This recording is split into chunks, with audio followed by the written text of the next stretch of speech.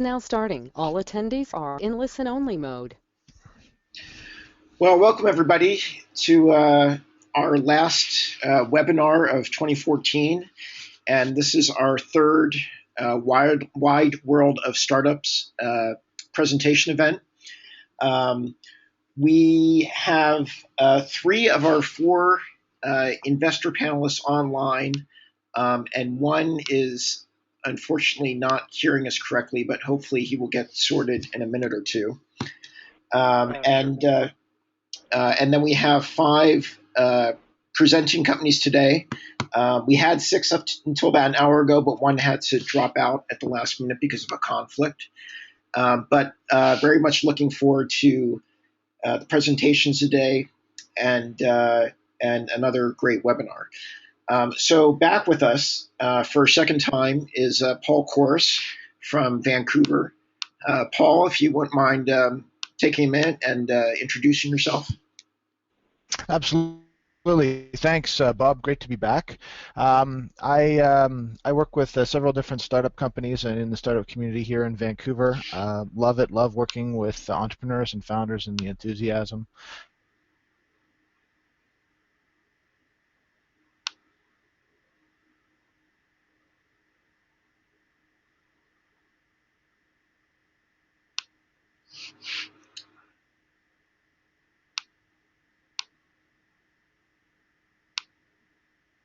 So I get into some of the numbers, do some bookkeeping, and make sure all the paperwork's done. Are done properly in getting groups and founders, investor ready. So love the entrepreneur space and the angel space. I think it's absolutely capital creation at its greatest, and thrilled to be here today. Paul, thanks very much. Jason Nunnally from Alabama. Bob, thank you. Great meeting you last week in DC, by the way.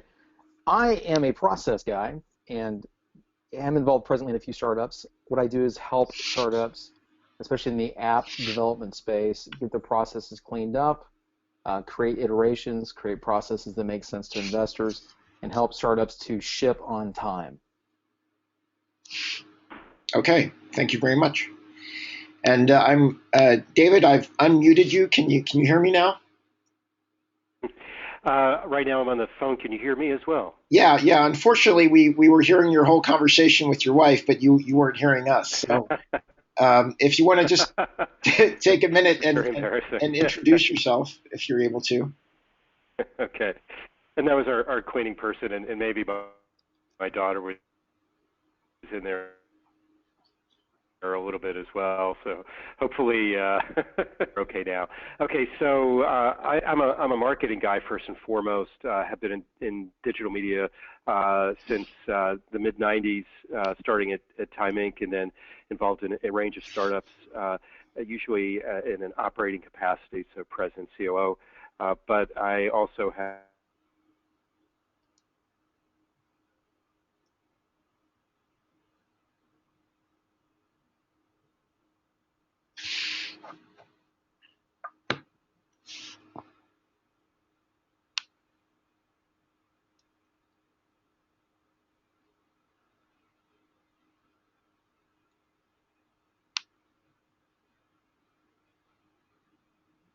I've been working with a range of. I can hear you. Lost Bob. Okay. Thank you for that. Thank you for that support. Are you still there? I'm here. I'm actually I've been experiencing Bob? a little. Yeah. I don't know if I see Bob on the line here. Oh, I'm here. Can you guys hear me? We lost our. Oh. Yes, you're back. Okay, that's good. Okay, I'm back. Yeah, I'm having some actual. I think so. We see you talking. I'm having connectivity issues myself on my end, unfortunately, but hopefully everybody else is hearing each other, and we'll plug ahead. So, David, I think were you finished with your introduction? I don't want to cut you. Almost. I mean, I just want to say that I start with companies with two guys and sitting unpacking crates to taking a company public, and have seen sort of the whole process all the way through to a public listing. So very much understand, as the previous panelist mentioned, sort of the operational issues to make a business a success, to take it from a concept into something that can really thrive and grow to scale. David, thank you very much. Thank you. So we're going to get started with our first presentation with Peter Murrain with Brand Juice. Peter, I'm making you the presenter.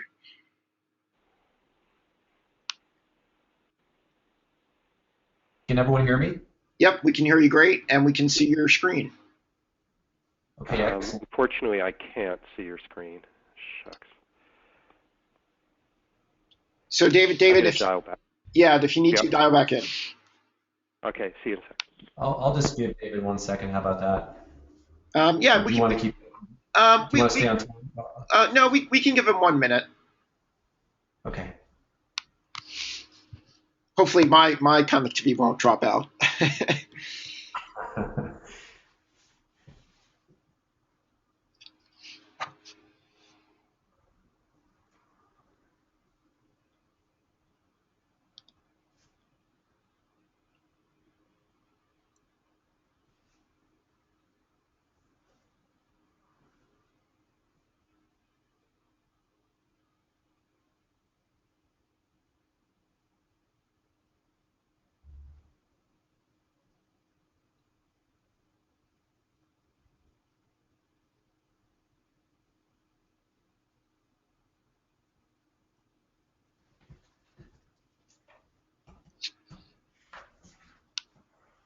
David, are you back with us? Not yet. Peter, I would say just go ahead and get started. Okay, will do. Well, first of all, I really appreciate the opportunity, Bob, to present, and it was great meeting you at Demo in Silicon Valley last month. I am the CEO of what we call Brand VO2. A little bit of background for me while I talk, and I've spent my career building companies and brands, and I'm actually going to start with a story about brand disruption in a really competitive category. And my story begins with a question, and that is, does anyone on the phone like Greek yogurt? And if I were to let you answer, you'd probably say yes, or you'd say my wife likes it, or my kids like it. Well, you probably know that Chobani is the leader in the Greek segment, and it reached $1 billion in 5 years. That's incredibly fast for a consumer goods brand. But what you may not know is that the big market leaders that dominate that category globally, they didn't do anything for 3 years. And that delay cost them, at this point, more than $1 billion. So the question then is why? Why does an incumbent oftentimes take so long to react? And our hypothesis is that these market leaders just didn't see or take seriously or perhaps even understand what was happening in their own category with Chobani disrupting the consumer's appetite for maybe more protein, less sugar. So when we think about what we built in Brand VO2, it's about having the ability to see, to spot market disruption and to know the score. And that's what we're about. So what I'm going to do is show you our software. Let me just first get rid of the screen.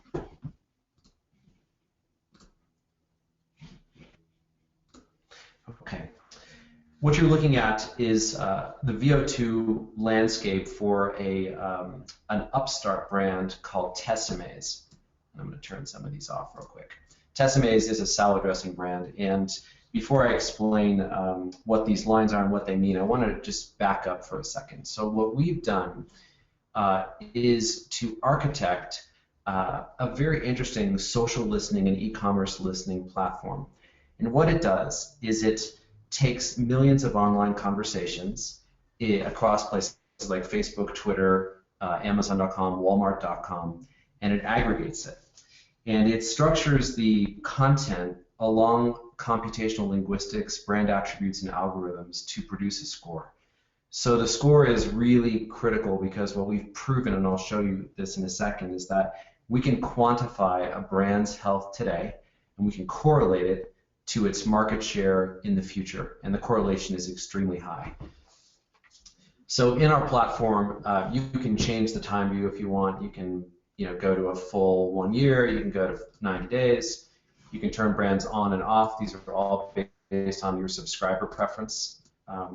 And it just lets you customize how you want to look at the world.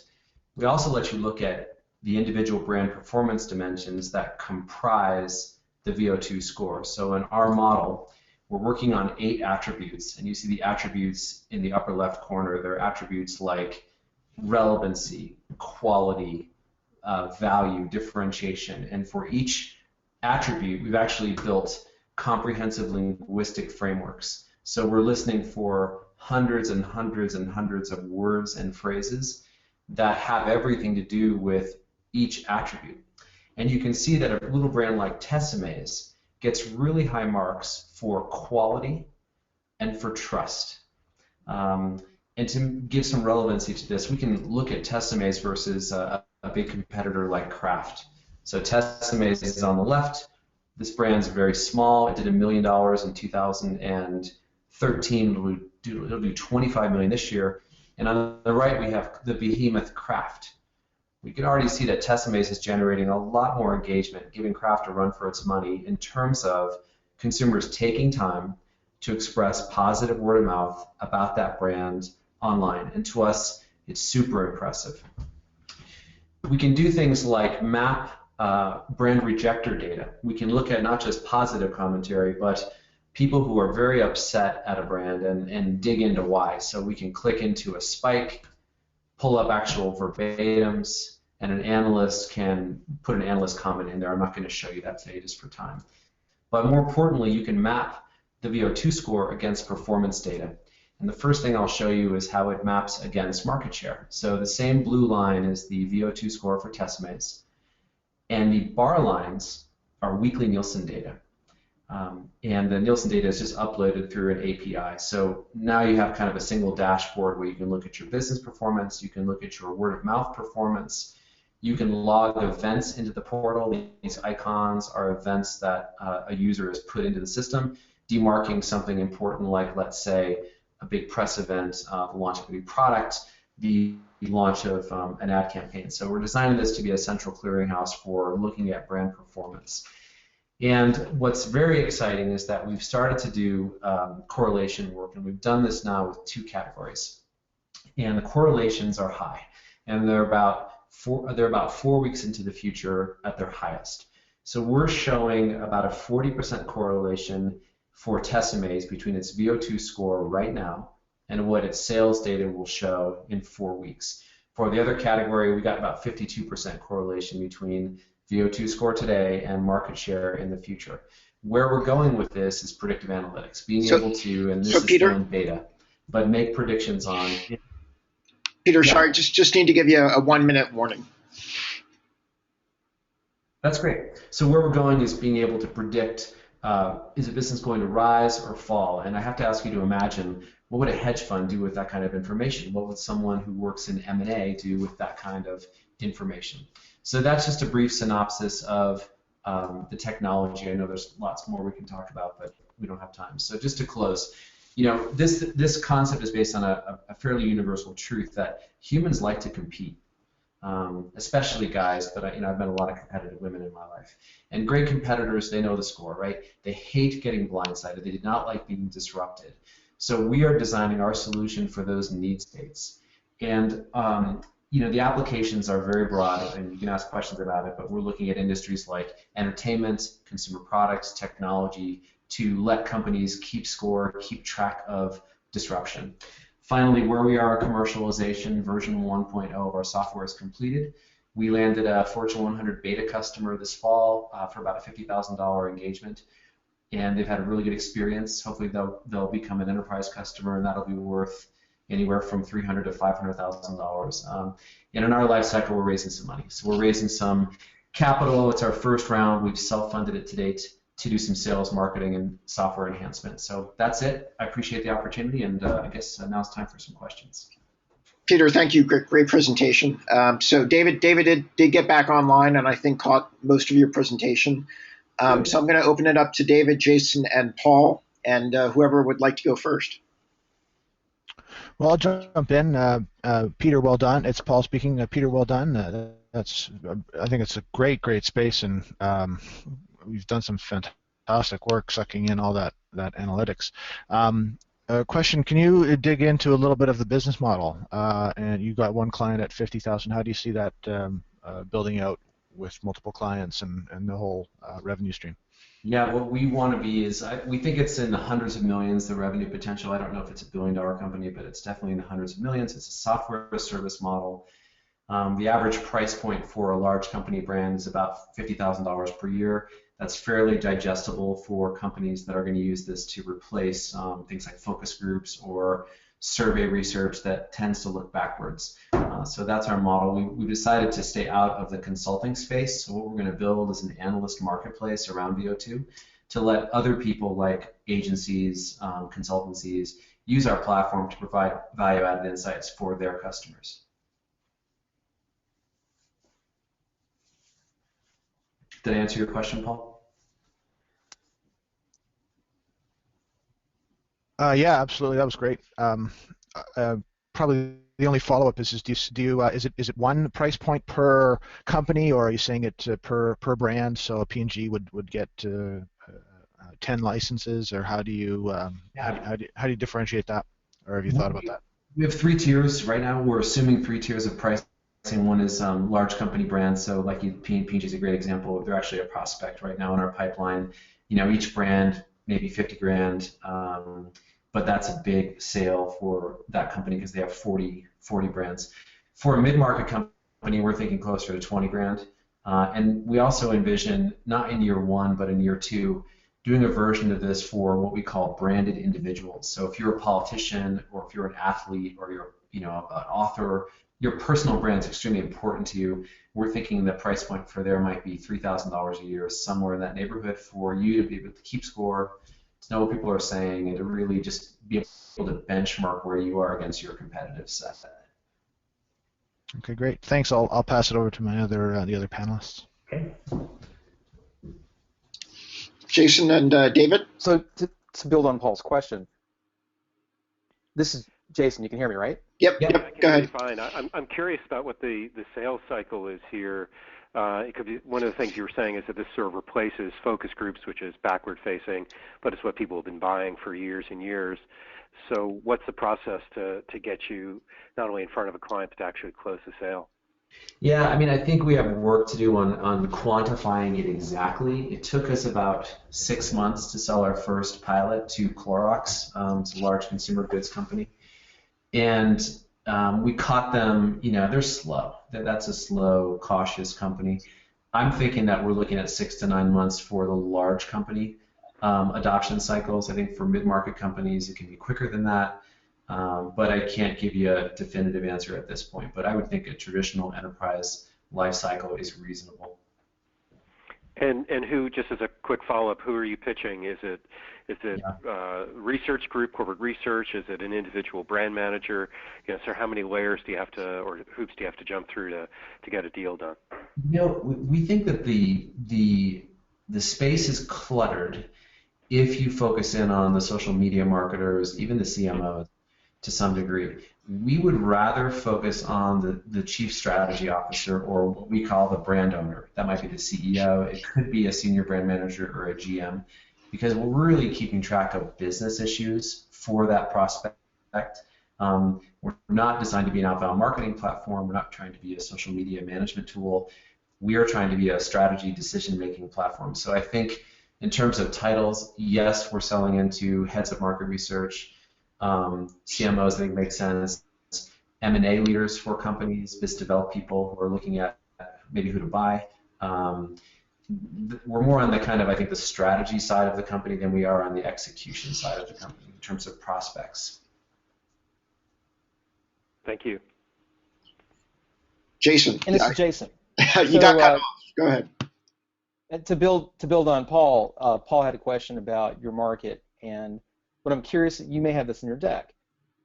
Your competitors in the space right now, the people you plan to supplant with your service, do you have an analysis of who's in that space and what they're presently doing in that market? Yeah, we do. There are a lot of companies that, like I said, like Crimson Hexagon or Radian6 or Sysomos, that are trying to be the definitive social media listening platform, and they apply this concept of sentiment into their analytics. And sentiment is, if you boil it down, it's happy, sad. Are people happy or sad? And they produce output like pie charts of, okay, this is positive, this is the negative percentage. I'm going to show you a map of language, kind of using keywords. What we heard from the prospects before we built our solution, we went and talked to like 20 C-level people, and they said, look, I'm not going to make decision based off sentiment data because it changes all the time. You got to quantify for me how I'm doing, quantify the health of my business and my brand. So we are more like a stock price assessment, right? Like a number that floats freely, the higher the better. It's meaningful against the category average and against your competitive set. And that's fundamental scorekeeping, and spotting disruption is our focal point. So I think we are narrowly focused on our task, and that is somewhat of a differentiator. I also think that we're after a slightly different use case than the social media platforms that exist today that are really after managing communities, doing outbound marketing, those kind of things. We're not trying to be that. But yes, we have an analysis, yes. And you spoke of individual personal brands, and I'm curious, do you have a vertical set that you plan to approach? For example, in the coming year, we're going to see the political spectrum open up. Is that a target? We decided that we're going to go after 3 targets to start, and they're going to be consumer goods, just because I have a lot of contacts in that industry. I've been working in it for 20 years. Telecommunications and technology, and we picked those 3 because there is massive advertising spending and an appreciation for brands, and they're relatively healthy industries. Consumer goods companies aren't growing terribly fast right now, but the other industries are. Our view of the verticals is, when we think about our sales cycle, what we are doing is we're going to run data in advance of the pitch. So let's say we have a meeting with Verizon. We'll run data on Verizon, some of their competitive brands. We'll bring some insights. When we show up to present, we're going to tell them about their brand, information that we saw, risk that we see, opportunity that we see. And I think that could be a terrific accelerant for conversion, because it's one thing to talk theoretically. That's how we had to get Clorox. We pitched them theoretically. It was very difficult. We're going to move from that to concrete insights about your industry. We think that'll light a fire under people. Good. I like the focus. Thank you. So we have a minute left for any other last questions. Just throw out, do you want to comment on barriers to entry, Peter? It's Paul here. How do you keep other people out of the space, or what's special about your sauce? Yeah, I think the specialness of our sauce is our computational linguistic model and our brand attribute, our algorithms. We've got a series of algorithms. I know from talking to some really smart people who've worked at Twitter, who've worked at McKinsey, when they see our correlation data, they say, how did you guys do that? I know from talking to some advanced analytics people who do nothing but model big data, they said the same thing. I've never seen correlations that high. So I think the barriers to entry are relatively low for people putting a score out there. But the question is, does it correlate to business success? And we think we've cracked the code. It's not easy to do what we do, but that's, I think, the defensibility of it. The second thing I'll say is that when we set up a category, we set the linguistic model unique to each category. So a few years from now, we're going to have hundreds of categories that are dialed in based on the unique language of that category. And that makes sense, because if you think about an iPhone versus a bottle of salad dressing, and someone's talking about quality, their linguistic profile is totally different. And the sentiment tools that exist today do not differentiate by category. So that's another major point of difference. Well, Peter, thank you very much. Great presentation. I think very good discussion. And thank you. Hey, Bob. Yeah, sorry. Go ahead.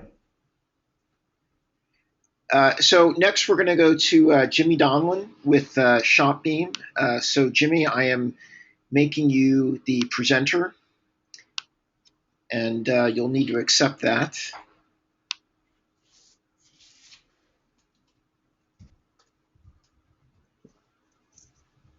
Great, and I'm going to unmute you. Jimmy, can you hear me? Hear you okay? Yes, I can. Okay. Thank you, Bob. Very much. So Jim, I hope you'll share a little bit about your past your past companies. I thought I'd leave that to the end of it. Okay. of the deck, but certainly I can start with that. I've been an entrepreneur for 25 years. Bob and I actually, and thank you, Bob, for inviting me to join today. Sort of our careers collided a bit. In my first tech startup company I was the founding SVP at Metro Media FiberNet, AboveNet Communications, where we built massive fiber optic infrastructure in major cities around the world, and then built data centers on top of that infrastructure. We brought the company public in '97. We split 4 times in about 36 months. And in 2004, we merged with AboveNet Communications. After that, I joined the founding team of magicJack, where I was the CMO. And for those of you who may not know of magicJack, it's a voice over IP consumer electronics device, much like Skype, that allows users to make unlimited local and long-distance phone calls anywhere around the world. And we launched that company in 2006, and we sold it to VocalTech in 2010. I joined the ShopBeam team in 2012, and we are a Brooklyn-based startup company. And we have actually, I'm thrilled to announce, we launched with Condé Nast, our first shoppable display ad on Allure.com on Cyber Monday. And through our platform, we have built a robust suite of rich media advertising tools that can make any digital ad shoppable directly on a publisher's site. And so from a consumer point of view, we have developed a transformative shopping experience that allows them to engage in any display ad, and upon hover, they are served details about the advertiser and a slight call to action informing them that the product is shoppable directly on the pages of Allure.com. And should they click, then a Lightbox buying modal opens. And now they've entered a consumer shopping funnel where they can engage in an expression to intent behavior like zooming on the product, looking at different colors and variants, also different views of a product. Had this been a blouse, they'd see front, back, side. They can share the product on social links, and we've made those social links shoppable as well. They do have an option to click through if they are looking for a different type of Dior beauty. In this example, they can go to Sephora.com where they can add to cart, in which case a universal shopping cart appears on the publisher's site, and it will remain there as long as the consumer has product in their cart. And it also allows them to then continue shopping from sponsored native ads or any other advertisements that might be displayed on the Allure.com pages and check out in a single checkout. But what we feel is even more transformative about our universal shopping bag is that it travels with the consumer across properties. So with our Condé Nast partnership, as they continue to execute and launch additional shoppable banner ad campaigns in the coming months, consumers who go from Allure, then to Glamour, and then to Style.com, wherever shopping has been enabled, their shopping bag will follow them. And what I thought I'd do is just kind of jump now to how that experience looks. And so here is on Allure.com, a shoppable banner ad. And again, as I noted, upon hover, we serve an experience, a new consumer touch point that we measure and track that is has never been delivered in any sort of display ad to date, and a call to action. When the consumer clicks on that ad, the ad opens up, and taking a little time to load here, and now they, as I said, they can zoom. They can look at the different sizes and prices attached to the fragrance. They can pin it to Pinterest, post it to Facebook, tweet it. Should their friends on Pinterest see their pin and click on it, it pops them back to Allure.com, and the buying modal opens up, essentially making Pinterest shoppable. They can read product details, which we have taken exactly as It appears on Sephora.com through our crawling technology, and they add that product to their shopping bag, and that opens and minimizes quickly to allow them to continue to consume content. And here they see a Neiman Marcus ad, same experience. They add that to their bag, and now they've decided that they want to shop for their boyfriend for Christmas, and they see that there's a Banana Republic banner ad that's been made shoppable. And here we've powered hotspots, so there are multiple products wherever these snowflakes appear, informing the user that any of this product can be added to the same shopping bag. And they can continue shopping. Obviously, they can look at their size. Oops, click too soon.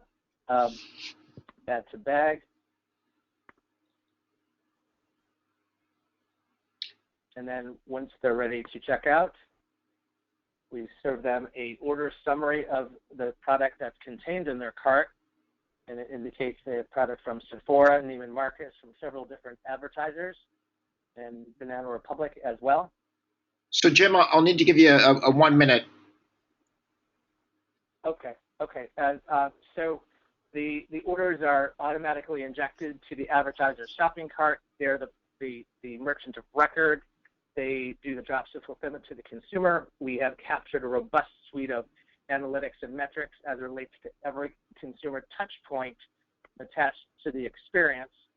I'll just kind of go through some of the things we're doing with Hyundai. They're going to be curating with their advertisers multiple product campaigns for Father's Day, Mother's Day, Valentine's Day, holiday gift guides, seasonal collections. Multiple products can be purchased in a single shopping cart on all of their publishers' sites.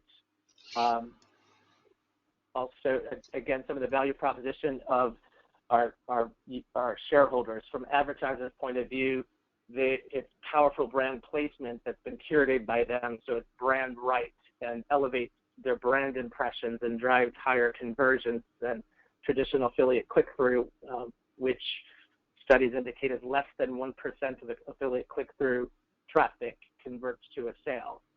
They acquire new customers. For publishers, it's pretty clear. They keep readers on their site. Consumers purchase product directly where they're inspired by their favorite consumer influencers. There's no more clicking through, popping off dead links, out-of-stock product. And these are just some of the premier partners. In addition to Condé Nast, we secured Penske Media Corp, so all of their entertainment properties will also start to launch campaigns with us in the coming weeks, actually. And AOL Platforms, Hearst, Time Inc., Style, and Life properties are also coming on board, Refinery 29, all in the first quarter of next year. So Jim, I'm gonna have to cut you off there, but yeah, I'm sure you can get to some of this during some of the questions. Sure. All right. So David, Jason, and Paul, I open it up to you.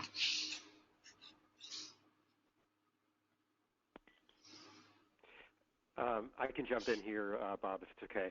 So certainly this is a dream for publishers who have traditionally not been great at converting what takes place on the page into a sale.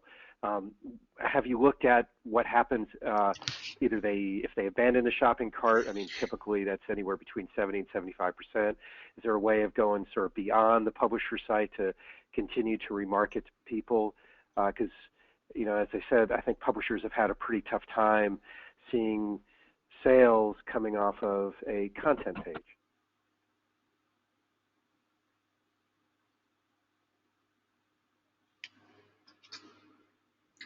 Into our shopping experience, starting with hover, and then the zoom of a product, any product variant views as well. Those are all expressions of intent to purchase, and we're delivering them to the advertisers and working with folks like Retargeter and Criteo, and certainly AOL Platforms will have a robust retargeting, remarketing campaign so that every retargeted ad is made shoppable, since those consumers have at one point or another through our ad clearly expressed an intent to purchase at some point. And we are tracking, obviously, any abandoned carts. What we're also going to be building is wish lists. So for brides who want to start building their bridal registry in months in advance, Target, who is coming on board with an ad that's focused on that, they can add product to a wish list and capture email addresses and register with Target. And we're going to be capturing all of that product. So there's a trending product mine-up data as well that we're going to then share with both the advertiser and the publisher so they understand what products and brands are resonating most profoundly on all of their digital properties. Okay, thank you.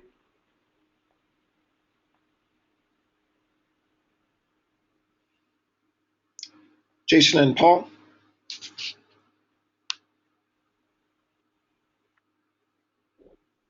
Well, it's really well done, Jim. It's Paul here speaking. I don't know what I'm trying to think of. I'm not too familiar with this space. I'm just trying to think of a smart question to ask. Maybe the smart question to ask is what else is really important for us to know about how great your company is? How about give you a softball there?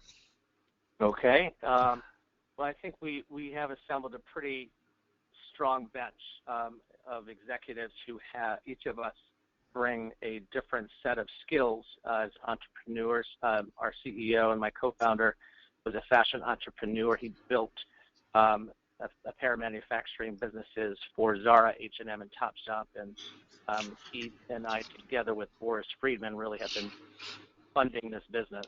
I'd mentioned a little bit about my experience. Boris Friedman, who is one of our advisors and is our interim CTO, he has built rich media ad companies. He was most recently the CEO of Chris Media. So we know the space where each of us bring, as I said, a different set of skills to the team. And we are also men, each of us, who have built companies before, so we understand how to best allocate startup dollars to make sure that we are applying them where we can scale our business. We have rooms full of interns from New York-based universities who are helping us with the look and the feel and the user experience. We have some really strong advisors and investors, early investors and friends and family, like Steve Sadoff, who is the chairman of Saks, Traub Associates. Marvin Traub was the former CEO of Bloomingdale's. Alex Tisch has come in with a little bit of money early on. We have Helene Suval, who built Macy's.com. She was the president of Macy's.com for 10 years.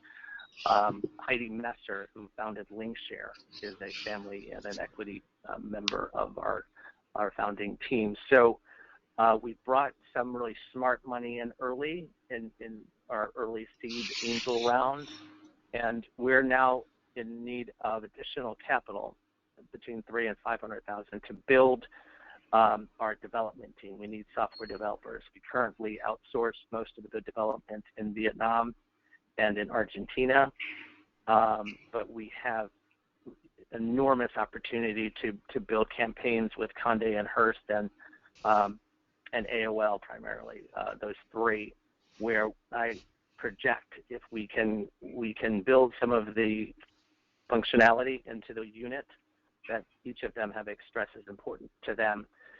By sometime late second quarter, we're going to be billing hundreds of thousands of dollars a month just in the ad campaigns. I'll just give you a sense of the one ad that was running for 2 weeks on Allure. We were getting $2 per CPM, and we had 30 million impressions on that ad. And they launched us on sort of on the makeup tips and buried a bit in Allure.com. And after the first couple of days, the performance of the ad and the engagement level was such that they elevated us to their homepage.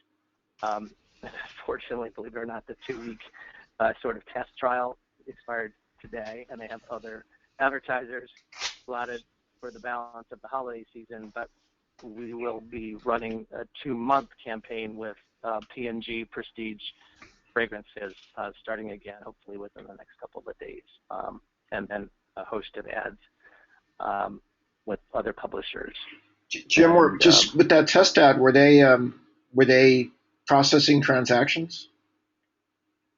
They definitely. We were actually converting 3% of consumers who are engaging with the ad. Yep. Wow, that's fantastic. That's huge. It is definitely, and I think even beyond that, the advertiser and Allure were seeing that it was a drop-down expanded ad that opened within just a couple of seconds from landing on Allure.com, and it was so it was interactive. It was a carousel of 3 Gucci fragrances, 2 for women and 1 for men. Beautiful, creative, sort of a gold background, and felt very holiday. And again, it launched on Cyber Monday, so a lot of people started playing with the experience and realizing that this was a new experience that they'd never seen before, where they could actually browse and shop and play with an ad unit and buy directly from Sephora.com. I have one other question for you, Jim. Do you see editors using this as well? Right now, you're working in the ad space. That's a great question. So when we had actually thought to launch sort of in parallel, both sort of igniting editorial e-commerce as well as the ad tech side of our business. And Fran Hauser, who is also an advisor to the company, she used until Time Inc. sort of went through their shakeout earlier this past year. She was the president of Time's Style and Entertainment Division, and she said to us, you should launch first with digital ads, because digital ads is still fueling the web. That's still, regardless of what people say, it's still how we all monetize our site. And we need to make digital ads relevant. Relevant ads more relevant is actually what she said. And more people will start to click on ads if they see that they can build wish lists or bridal registries, or for Mother's Day they can choose product from a wish list that they then email to their children so they know that they can get what they want for Mother's Day this year, and actually having a utility to ads. And then, of course, video ads and threading in product for purchase directly on ads that feature a runway show after New York Fashion Week, or a Oscar red carpet by the look kind of experience. And so it's really we're going to definitely morph into editorial and branded content shopping experience. Hearst is actually going to be launching with us sort of in the native sponsored ad format, so it will feel like content purchased by advertisers and written by advertisers, or an advertorial that's been made shoppable. And when meeting with editors, we've been at this for about 18 months, so definitely plugged into editors as well as the digital marketing executive teams running the ad monetization portion of their business. The editors love the idea as well, but they feel like we need to have every product that's available on the web for their editors to actually curate and make shoppable editorial stories. So we will get there. I think we're going to be starting with bloggers and influencers who, for example, Saks has their POV, which is their set of bloggers that are tastemakers and style leaders, and make their content shoppable, that then can be repurposed and displayed on the pages of Vogue and Glamour and GQ. So Jim, we're running a little behind. I want to give Jason an opportunity. I have a very, very quick question for you on the Allure campaign. Did you have a sense of how much was mobile, and were there transactions occurring on mobile? So good question, and we do not know why Conde chose to build the ad in Flash. So it just inherently, the Flash format does not work on mobile or tablet. There is a corporate mandate for all of their going forward ads to be in HTML format. So the next ad, actually, hopefully Dolce & Gabbana, there's going to be a new ad campaign, part of the same P&G buy, that should be launching any day now, and that will be in HTML. So we'll have a better sense of what the engagement level and the numbers look like on mobile. When talking to Todd Haskell, who runs, he's the Chief Revenue Officer at Hearst, he has told us that 60% of Hearst digital readers are engaging on mobile. So we clearly think that where you might even have a higher level of engagement. But there's a thought that perhaps people will browse and look on their mobile at the product and then go to their desktop and purchase the product. But we'll see. We'll see what the behavior actually looks like once we get there. Jason, I wanted to give you a chance, and Jim, I'm going to ask you to try to keep your answer short if you can. I'm sorry. Sorry. This is a simple one. Since Bob stole my mobile question, my next question is: you're doing hotspot or click counting, and you're tracking this behavior. How does that, or do you have a methodology for doing that on mobile? We will actually employ the same exact measurement techniques through mobile. I say exact. That's a very high-level answer. My ad ops guys probably would tell you that there's a deeper experience from a code point of view to make sure that we capture and retrieve all of those same analytics, but that's the intention for sure. Great. Okay. Jim, thank you very much. Fantastic presentation. Very happy to see you having such great traction too. Thanks so much. Happy holidays, everybody. You too. So we are going to go overseas with our first overseas presentation with Christian Lund in Copenhagen. And Christian, I am making you the presenter now.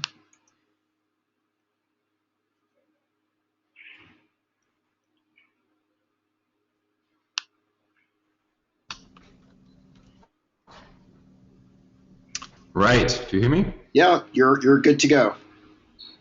Okay. Yes, I'm here in Copenhagen, so a little bit later on the day than where you're at right now. But also that's why my accent might be a little bit funny, but I can bear with that.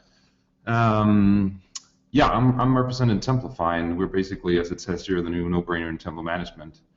These years, more than 600 million enterprise users of Office systems are being migrated to one of the Office alternatives in the cloud, and that has just given out a tremendous opportunity for us. I'm going to take you through that, what that means actually.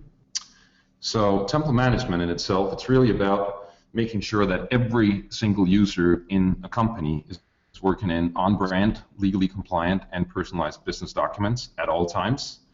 But if you're a company with a certain magnitude, you might have several different logos, sub-logos, obviously some different template types, typically not that many, but still some. A lot of different office addresses, different legal disclaimers, different languages to attend to, and obviously a lot of user information.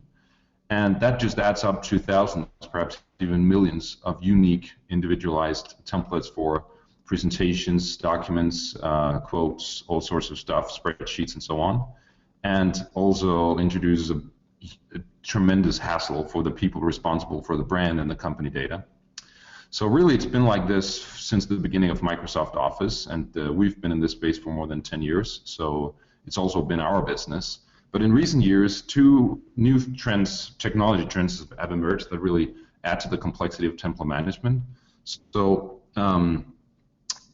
one is this, that companies are beginning to migrate, as I said before, to the Office alternatives, and actually Gartner believes that in 2022, the majority of enterprise Office users are going to be in the cloud. So that's where the 600 million comes from, because there's a total of 1 billion enterprise users of Office systems in the world. So that's a big thing. And to this day, there is no system in template management that actually covers anything else than Windows-based PCs, basically with Microsoft Office on them. And the other thing, of course, is the development in devices. So people are, even in enterprise, they're getting more and more devices in their hands. It's not only a PC with Windows on, now it's tablets, smartphones, Macs, PCs, and multiple of them, so each user typically have more than one, and they expect to be working really on whatever they have at hand from anywhere. So, and the same thing here, there is nothing today that covers the space at all on anything else than Windows-based PCs. So that's really why we basically built Templafy and believe that the world needs this device and platform-independent template management system, which is just what Templafy is. So it's, as I said before, it works on any Office platform, on any device, actually also on Windows-based PCs still, since the majority of users are still there, but pretty much everywhere. So let me just give you a 15-second demo on how it actually works. So I'll log into the system. I land on my customized page here at Deloitte as an example, and I basically select the type of document that I want to create as a user, maybe put in some extra information, and then decide where I want to use it. Could be in Google Drive, could be downloaded to my desktop as you're in Microsoft. Pretty much puts in my personal and company information automatically into the document. So, and obviously a lot of other stuff on top of that from a feature perspective. If we have time, we can go into that as well. So that's basically what it does.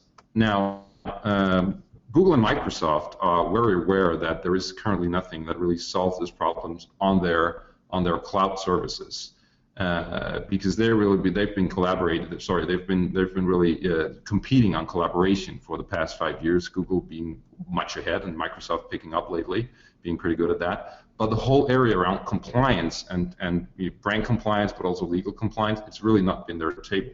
A good example is BBVA, huge South American Spanish bank, more than 100,000 users, and actually the biggest standalone Google Enterprise client in the world.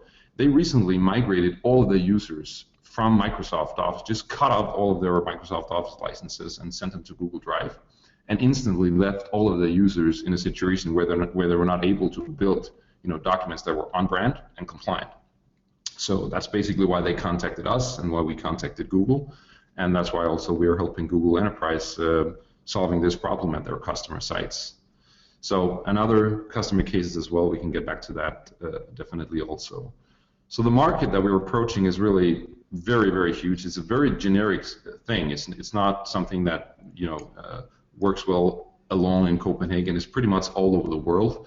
And it's also huge because we have these more than 1 billion users of Office applications in enterprises or in companies, more than billions of devices on the internet now, and really this thing about people needing to be able to work with whatever they have at hand, whatever platform they're on, whatever device they have at hand. So we need to focus a little bit, actually a lot. So that's what we do. So the prime markets are really where this is high on the table. Where is branding really important? Brand compliance and also legal compliance are very much top of the table. And coming with that also productivity. What parts of the world are really using a lot of time in companies just in these Office applications? So the business model is recurring revenues based on software as a service. We sell this yearly or tri-yearly. Actually, it's been surprisingly, for us, it was a big surprise that we're able to sell tri-yearly subscriptions to these enterprises, which gives us a lot of upfront payments and obviously prolongs the runway we have to work with the business. On top of that, premium subscriptions, multiple sales channels, direct sales, obviously, online signups, and also the whole online marketing thing is big for us. But one thing that is really big is the strategic partnerships, because there are certain compelling events around this where it's really good to be a template management company. And those could be situations where you change your Office platform, or when you get a new identity, for example. That's typically where you need to push something out to all the users in your organization. So Christian, I'll need to give you just a 1-minute warning. Oh, shit, already. Okay, I got it. Yeah, so the corporate buyer is very well defined for us. We know exactly who they are and how to go to them. And also we have the good situation that this is really either or. So you buy this for everybody in the company or for no one, and that gives a pretty good value to the licenses. So we're going through a process now where we go through the first phase 1 and approaching the second phase where it's really scalability. So right now it's still in the proof business, going really well. We can get back to that. Team, been in business template management for more than a decade. Primary thing here, unique domain knowledge. We're the people in the world, I think, that knows most about this little unsexy niche, but still a thing that touches a lot of people. But we also have a proven track record and have done more than 700 enterprise implementations of template management systems around the world. So that's really it. Low risk, huge upside. We're in pole position to become the category winner, solve a global problem, and we eye a potential exit. So that's pretty much simplified. Thanks.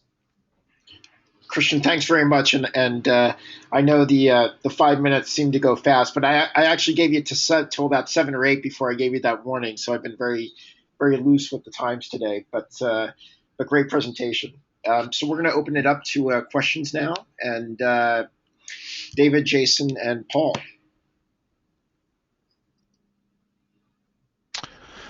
Yeah, Christian, well done. It's Paul here. Can you touch a little bit on your? Just curious about your pricing. How you're pricing this for different clients? Yeah, definitely. Well, it's around when you are. Well, I need to do a little bit of calculations on my head. But if you're a 10,000 people company, you would be paying around $5,500 per month, and that is something that we typically go out and sell for on either tri-yearly, as I said, or yearly subscription fees. And tri-yearly, you mean like once every 3 years they buy a 3-year license? Is that what you mean? Maybe that's the wrong. I don't even know if that's English, but that's true. Yeah, that's what I mean. They pay once every 3 years for 36 months, yes, in advance.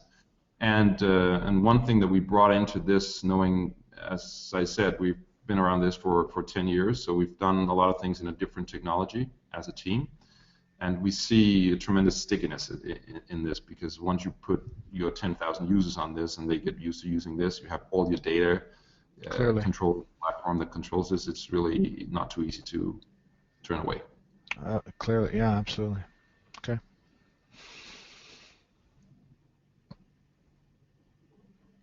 This is Jason. I wondered, did you suggest that you were using affiliate marketing as well?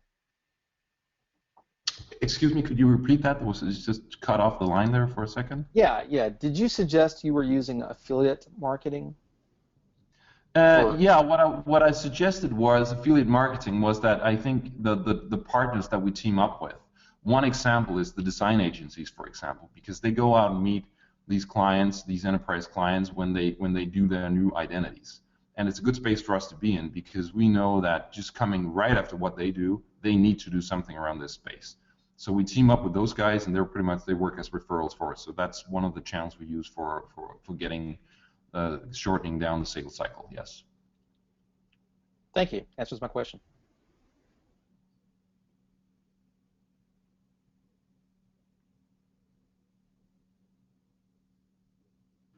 David, any questions from you? That's all I was asking. So can you? Yeah, I'll go ahead. Go ahead, David. After you guys, whoever's speaking there.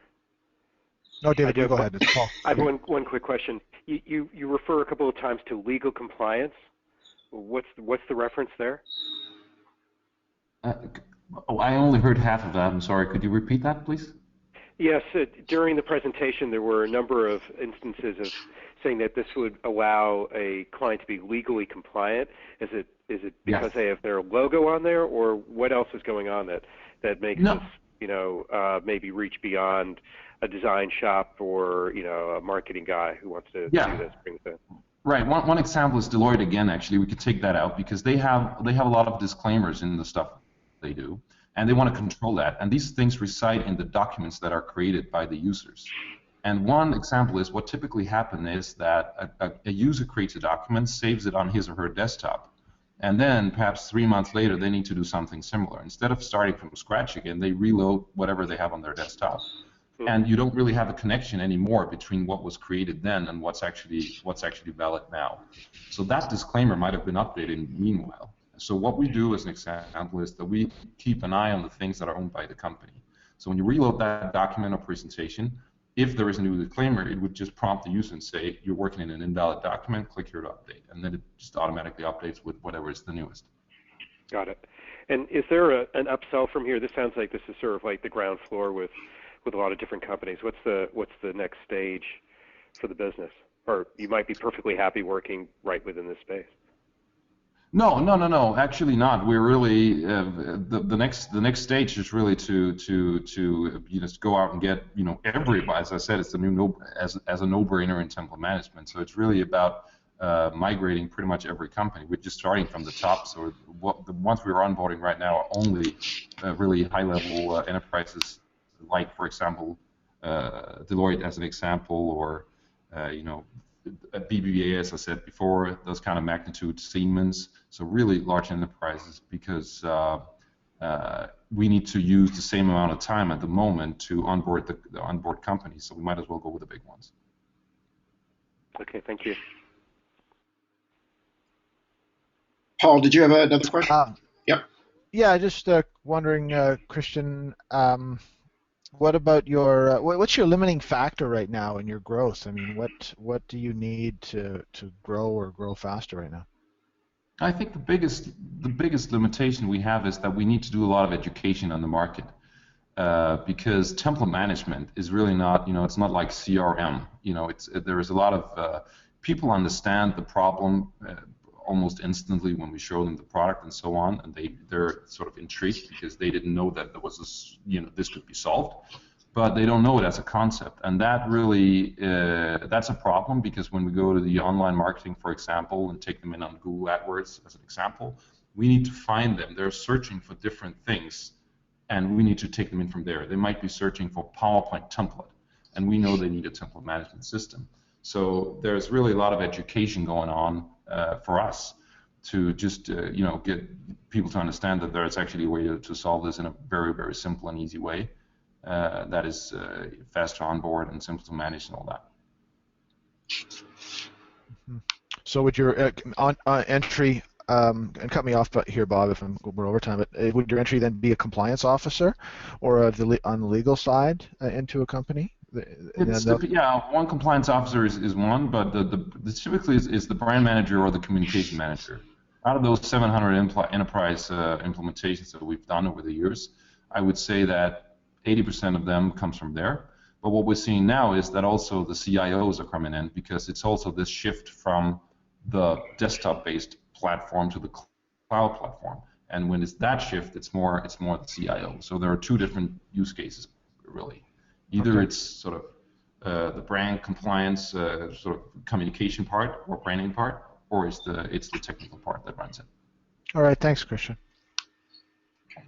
We actually have another minute or two if there are any other last questions.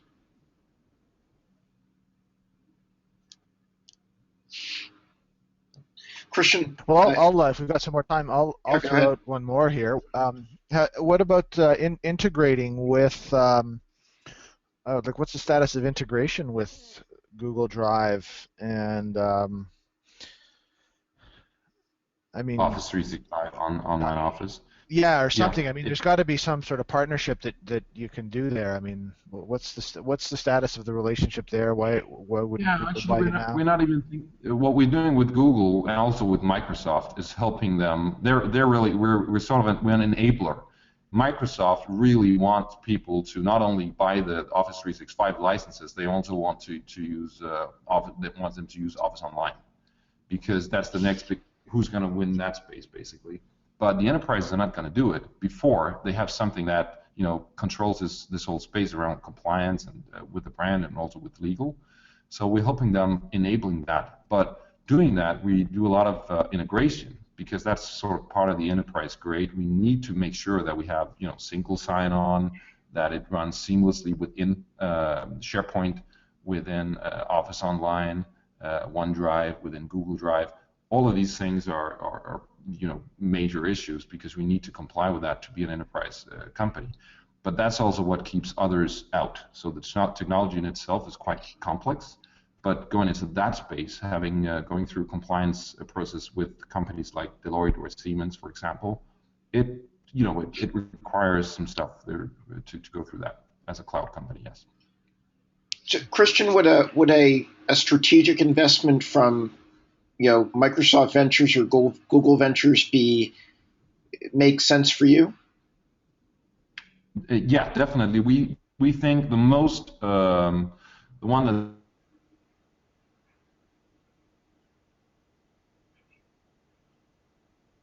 going very much into the enterprise space, trying to get in there, but they're really just doing. They need something that actually makes it enterprise. So one of the things we can do on that part is actually do that, because we add value to the file sharing. Because not only do you share a file, also this system finds out who you're sharing it with. And depending on who that person is, it's actually customized for that person. So we believe that some of these collaboration companies could be a very interesting thing as a strategic investor in I would say a couple of years from now. Okay. Christian, great presentation. Thank you. Thanks for staying up late for us. Really appreciate it. Thank you. Merry Christmas. You too. So we're going to go to our last presentation for today. Jeff Drist out of Chicago, if I remember correctly. Jeff, I am making you the presenter. Hi, can you guys hear me? Yep, all good. Good, all right. Thanks, everyone. Let me make sure I can get this big here. So, my name is Jeff Dritz. I was told that people like to put a face with a voice, so there's a little picture of my face. Talk a little bit about a DZoo. So, what is a DZoo? Well, DZoo lets you write and be read by your network without the hassle of setting up and maintaining a blog, as it says there. It's basically kind of like Twitter for more than 140 characters, or Facebook for blog-specific posts, or blog-style posts. So if you think back about 8 to 10 years ago, a lot of people used to have blogs. And I'm not talking about professional blogs, but blogs where people talked about what they were doing, gave their opinions on stuff, and talked about what was going on in their life. And the vast majority of those, as many as 500 million, have been abandoned. Somewhere between 98 and 99% of all blogs have been just kind of started and stopped, and they're lying fallow on the internet. And the question is why? And some people think that it's because with the advent of Facebook and Twitter, we as a society have lost interest in long-form writing, but I don't think that's true. I don't think suddenly we've, developed massive cultural ADD and have lost interest in substance. I think the problem really lied in the platform of blogging, and I think there are really two main problems with blogging that would be identified by pretty much anyone who's ever started and given up a blog, which is pretty much everyone who's ever started a blog. So the first problem really is that it's hard to turn your potential audience into an actual one. And really, initially, who's your audience going to be for your blog? It's probably going to be family and friends, and they'd be interested in hearing what you have to say. But the thing about a blog is that all blogs are kind of isolated islands on the internet, right? They all have their own different web addresses, and so it's really hard to get people who'd be interested in hearing what you have to say to your blog. Maybe you have to send out emails, hey, check out my new blog, hey, there's a new post up. But even then, it's still really hard to get them to your blog, because if you're receiving those emails, you might have 10 friends with 10 different blogs, and you're not going to keep visiting people's blogs, all those blogs, just to see if there's something new up. So it's really hard to develop an audience. And then the second problem is that even if you are able to develop an audience, well, you also probably have a life, right? Family, friends, work, school, all kinds of obligations. And the thing about a blog is that, you're the only person putting stuff up on your blog. So if you don't have time, or you don't have anything to write about for just a couple days or a week, nothing new goes up, well, your family and friends or your audience keeps coming back. They see there's nothing new. They think you've given it up, and they stop coming back. Then you go to write again, and you've lost your audience. So because of those reasons, I think that's why blogging kind of came and went. And I think the real issue is that blogging came and went just before social networking came. And to me, the key to your social networking is your newsfeed, right? Because what a newsfeed does is it's a content delivery system. It delivers your content to your network and your network's content to you without anyone having to seek it out. And Facebook does an awesome job of it for, status updates and links. And I'm 33, so in my case, a lot of baby pictures. Twitter does a great job for 140 characters or less. Instagram does a great job of photos. But nothing really does that for blog-style posts. And so that's what a DZoo intends to do. A DZoo is a blogging platform that shares socially via newsfeed, similar to Facebook or Twitter, but specific for blog posts. And it's real simple. You don't create a blog. You sign up using either Facebook Connect or Twitter's API. And the reason for that is that then you've already got a network on a DZoo. All your Facebook friends are your DZoo friends. Everyone you follow on Twitter, you follow on a DZoo, and vice versa. And then you don't create a blog, right? You click on that little Create New Post button at the top right, and you write your post.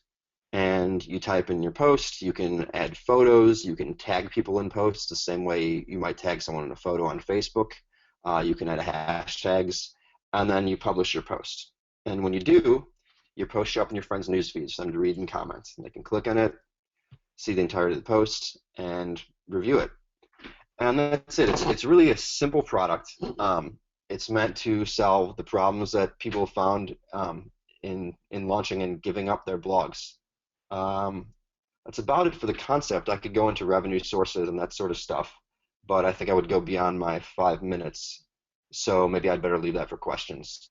Is that better, Bob? Yeah, Jeff, you're right on time. Actually, you win the prize today for staying on time. So, thank you. But I think you'll have plenty of time to get into other aspects, and we'll open it up now for discussion. Great, thanks. Well, it's Paul here, and I'll just show any market traction right now, or what kind of reception are you getting right now, Jeff? And by the way, congratulations, great job getting this set up. I can see the problem and the niche you're going after, so good job. Oh, thanks. I really appreciate that. So the quick answer to your question is none. We're just finishing up building the last feature that I think is key to give people the same options they give when they launch a blog, and that's the ability to take a photo on your phone and load it directly into a post. So all we've done is a real limited beta so far, just to see if there's interest. I kept it to basically my friends. People enjoyed using it. People enjoyed reading it. We could see some good metrics on it. But I've made no attempt to get any sort of traction yet. That we should be done with this feature within the next 2 weeks is the goal, and then we'll be attempting to market it and develop some traction. So unfortunately, can't give you any information on that yet. Okay, and then sure. Why don't you go ahead into the revenue streams and how you see this building out, monetizing, and whatnot. Sure. So the first and most obvious revenue stream is going to be advertising, and I don't know how much everyone knows about internet advertising. Do people know much about the CPM model? I'll presume a bit, but basically I end up describing this to friends a lot. So internet advertising is done based on page views for the most part. So the more people view your pages, the more money you can make, and the more you can charge different amounts for page views depending on what sort of site you are and what your target audience is. So the NewYorkTimes.com or the WallStreetJournal.com can charge more than the NationalEnquirer.com because of who their target market is, as well as how well you can target. So with a site like Adizu, it's really a content. It shares via social networking functionality, but it's really a content site. And the nature of being able to see what people are writing about and what they're reading about, what their friends are writing and reading about, allows us to target advertising really tightly, which allows us to charge significantly higher advertising rates. Also, the fact that we can see what people are interested in and what their friends are interested in allows us to sort of impute that interest as well. So for that reason, we can charge higher CPMs, and the ability to scale a business like this without commensurate spending is really good too, because the more people that are using the site, obviously the much more money we can bring in without having to put as a commensurate sort of spend in. So advertising is going to be the biggest and certainly the earliest form of monetization, but we can also make money with things like a freemium model. If people want to customize their feed, customize the way their posts show up, maybe pay a little bit to get more exposure, they'll do that. Corporations want to blast out their, what they want to get out there, we can charge for that. We can also do something like sponsored posts, which you'll see on BuzzFeed has them, for example, which are sort of cleverly written posts that are sponsored by a company. And then ultimately, if Adizu were really successful, people are going to be giving a lot of their opinions on things, on products, TV shows, movies, and that information with the right sort of algorithms can be culled and sold as sort of raw market data as well. So shorter answer, advertising. Longer answer, advertising with premium market data. So Jeff, hi, this is David. So your tool here is designed to push to Facebook as well, or just to people who you have an email list? What's the promotional loop here? So yeah, it does. So if you sign up for Dizoo using Facebook, and that's what most people, at least in the beta, did. Then when you write a post, it shows up in your Dizoo friends' news feeds, but it also cross-posts onto your Facebook timeline. Sorry about that. That was me. Yeah. No problem. It cross-posts to your Facebook timeline as well, which means that it shows up in your friends' Facebook news feeds. That's a feature you can turn off, but obviously leaving it on allows it to spread and allows you to get more reads. I mean, one of the challenges that I'm sure you're aware of is that Facebook is now, unless you're, have a heavily engaged account, they're really not pushing out your content the way people think they are when they're communicating with friends and family. 10, 15% maybe at best. So you may be solving an interesting problem for people, which is I'm writing this stuff, but I actually want you to see it. And by using a Dizoo, you've got sort of two ways of doing that. One is through a direct email blast that comes off the platform, I assume. It's kind of a question. And then the people who may just want to read it in their Facebook feed can see it that way as well. That's right. I actually heard 10 to 15% is kind of high, but I think that depends on how big your network is and all sorts of the crazy things in the Facebook algorithm. But yeah, we're providing a long-form post-specific platform for writing that people can get reads without it being caught in the jumble of everything else that's on Facebook, and without people having to take on the obligation of keeping a blog. Everything's about removing friction, right? And there are all these friction points of keeping up a blog, and so we've really built this product to minimize all the friction between wanting to write something and wanting to be read, and that's the simple point of it. How are you going to find your first customers? So we've done a variety of things, right? First of all, starting with my network, but with anything that's user-generated content, you can target, topics or content, but you never know how people are going to use it. So what we've done is identify different groups of people, anything from, I came up with the idea for Dizoo while traveling. I think it'd be a great site to use as a travel journal to share your experiences. So I've identified, we've made lists of hundreds of study abroad advisors, for example, that I'll be calling and emailing, let them know about Dizoo so that they can tell the students that are studying abroad in their programs, hey, this might be a good site to use. I played Ultimate Frisbee in college and still maintain contacts. I think Dizoo would be a great site for Ultimate Frisbee teams to share their results and training regimens, to student journalists, and basically going to be kind of identifying all these different little targets on the big, dartboard and throwing darts at these various targets and seeing how people use them and use the site and what catches, and hoping to spread from there. Rather than one specific target, lots of different targets, scuba diving clubs, different niche groups. So, David, Jason, and Paul, this is Bob. When I spoke to Jeff the other day, I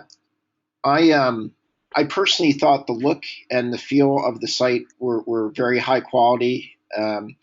I think it's going to be difficult in the short term in terms of building it as a consumer interest product and large platform. But where I think he's got great opportunity, I'd love to hear your thoughts, is as an enterprise model and an internal intranet for companies that are trying to get their staffs to exchange more information and blog. Wonder if what you guys think about that. This is Jason. I was actually about to pile on with the sentiment about the consumer space. I was going to ask you to describe how this is different than, say, Tumblr or Medium as an example. Do you have a present plan to target enterprise? How does this help enterprise if you do? Sure. I'll answer your first question about Tumblr and Medium first. That's what I get asked a lot. So Tumblr you can blog on, but it's really much more of a very short form specific platform. It's built for that, and that's the way people use it. As for Medium, that's what I get asked about the most, I would say. And Medium is similar to a Dizoo and the most obvious competitor from the standpoint of is a site where you can write without starting a blog. But a site like Medium or even something like Bleacher Report, Yelp, it's all subject specific, right? You receive your posts based on your topic of interest. Adizu is based on, we're kind of making the bet that people are interested in what their network is writing, almost regardless of the topic, right? Everyone's got a friend that's interested, that knows a lot about politics, and when election comes around, you want to hear what they have to say. Everyone's got a friend that's a big sports fan, want to hear the review of, the most recent Bears game or something. And so we're making a more social bet, whereas those other sites are more topics and content specific. Also, the difference between Adizu and Medium is that Medium, to me, kind of feels like it's something of a wannabe Huffington Post in a sense. It's all very, good for one thing, but it's almost too professional in a way that is intimidating, and it isn't built for a more casual blogger, someone who wants to share their travel experiences, a new mom who wants to write about her child and share pictures with the family, that sort of thing. Medium's a bit more professional than is available for people with those uses. Does that make sense? Yeah. So the market advantage in your assessment here is that Medium, as an example, is primarily for a little more prestige author, and Tumblr is a little less friendly for longer posts. That's exactly, yes. Okay. I'll shorten it to that next. I like that. To answer your enterprise question, or Bob's really, both of yours, and until Bob mentioned to me, I hadn't really thought about it. And I actually have been brainstorming and thinking about. I'm a lawyer by training, and I practiced law for 7 years until leaving to focus on Adizu early this year. So I've been thinking a bit about ways that Adizu could be used from within a big company, but I'm really still just developing the idea. So I like the idea, and any thoughts anyone has, I would love to consider, but I haven't really developed any concrete thinking on it yet. Well, actually testing it with a law firm might be an interesting pilot. I thought about that. There's a lot of obviously legal issues, and we would have to refocus sort of for privacy purposes, but it could all easily be done. The question is in which way, and this is what I've been trying to work out. In which way how does this mesh with the way companies use internal email? And in what ways are people going to use this differently is what I've been thinking about a lot. So we've got about a minute left. So just to answer your question, Bob, just to answer your question, Bob, on the enterprise, just brainstorming here quickly, I think a couple of factors that would be required was, one, it would need to be searchable. So if in the legal case I can look up a particular piece of legislation, or if it was a technical blog, it would need to search by some sort of product name or a customer, a type of customer problem that they would be having with a specific application. And then I think the other thing is that the companies will currently have some sort of legacy system in place. Enterprises will have that search that is in some way searchable for employees to look up previous experience with products or customer situations, and that to facilitate that type of sharing across geographic areas or from one type of customer to another. So those are my two main immediate first thoughts, Bob, on that question. I'm kind of blowing into the 1 minute here. I realize that, but I don't know, Jeff, any comments on that? Or to the first one, Adizu is already searchable, so that's good. But certainly the legacy system would kind of require separate work almost for each different legacy system, which is something we'd have to work out as well. Right. And that's something that's somewhat labor intensive. Yes. But it's already searchable from within our site. If you wanted to read a post about I don't know, a new product or anything else, you put in the words and it will pull it up just like any other search engine. So Jason, David, any last questions or comments? I'd like to see a Facebook app. What's that? I'd like to see a Facebook app. One of the things that I really missed about, I know there weren't a lot of people that rambled much. When Facebook removed the ability to post longer article posts inside of the Facebook architecture, I missed that. I used to do tutorials for friends and for clients. Have you considered a Facebook application? Yeah, I mean, and we are a Facebook application that you can sign into Adizu using Facebook Connect, and we are in their application. We are listed in their application.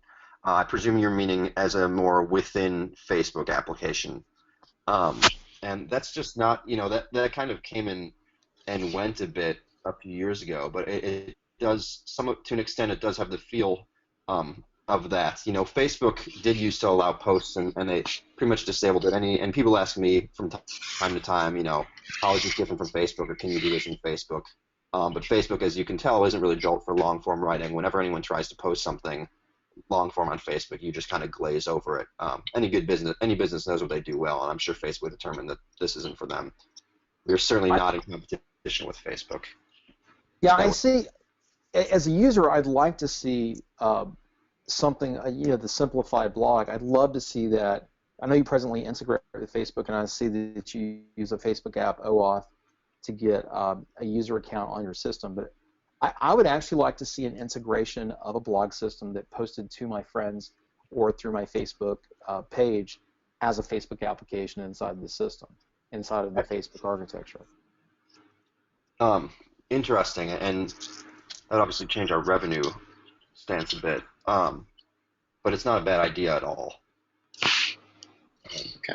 Well, Jeff, thank you very much for today's presentation. Great job. Thanks.